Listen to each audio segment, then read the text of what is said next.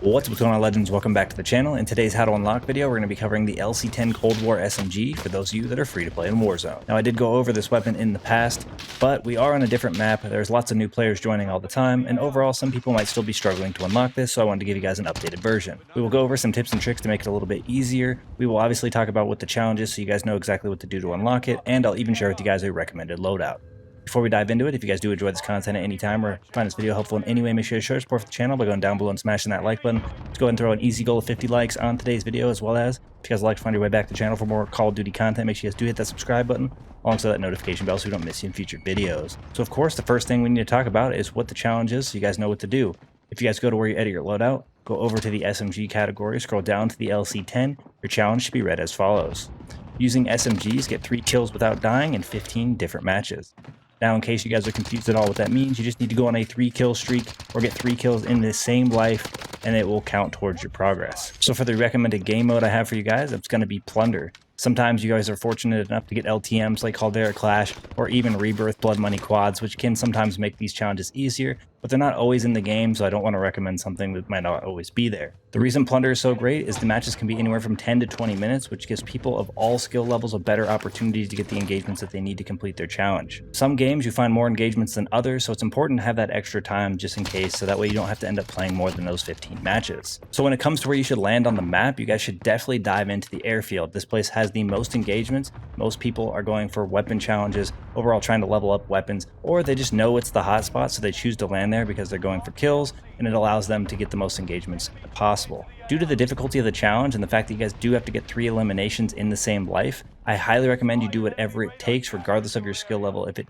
takes you camping in a corner and waiting for people to walk past you, do that. If you have to third party an engagement and steal a kill and then eliminate another person, I highly recommend you do that as well. A couple of things that will overall increase your odds when doing this challenge is, first, I recommend you guys running High Alert as your second perk. This will allow you to see when people are looking at you. That way, if you maybe are weak or getting out of an engagement, you can choose to try to get out of that situation and overall increase your odds of staying alive. Sometimes it's also nice as well because you can figure out where the opponent is shooting you from, and sometimes that gives you guys the ability to actually challenge them and win that engagement as well. Something that could be super useful, especially if people try to challenge you once you've won a gunfight and maybe you're trying to plate, is using stims. Stims will allow you to obviously regen your health quickly and get a bit more of a slide, so that way you guys can get to cover if someone's obviously trying to come in and get you, or at least give you a little bit more time to actually re-engage with the gunfight and increase your odds of winning it. It also greatly helps you to run Dead Silence. Dead Silence will allow you to have silent footsteps for a short duration,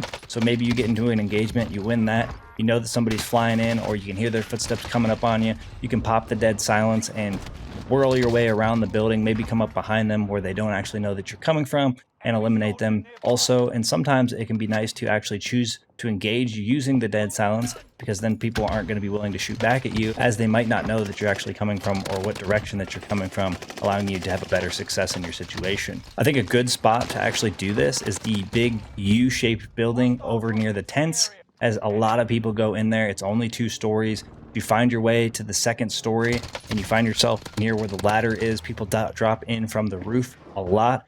Also, people tend to come up those stairs, and you'll be able to choose your engagements wisely and have a better opportunity of getting your 3 eliminations without dying. Now that we've covered some tips and tricks, I do want to jump into our recommended loadout, which is going to be with the Milano from Cold War.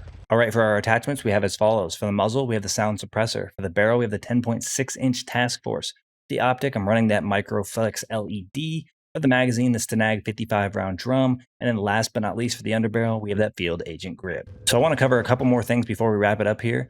One of the main reasons that I'm recommending you guys a Cold War SMG to unlock a Cold War SMG is sometimes when you use the weapons from the other titles, may it be Modern Warfare or Vanguard, it affects the tracking of the challenge, and it might not actually count, which would lead to you having to do more than 15 matches, which is exactly what you're trying to avoid. And the last thing I want to cover is whether or not you can leave the match once you've gotten your progress. And once you are confident you got the 3 kills without dying, go into where you edit your loadout in-game, scroll over to the SMGs, down to the LC10. If you've noticed that it's tracked properly, you can then leave the match and jump into your next one, leading to obviously less time that you will take to complete this. Now, if you know that you got your 3 kills without dying and it hasn't tracked by checking it, I highly suggest you stay into the end of the match, hopefully increasing your odds for it to actually track properly, and then you won't have to play any extra matches.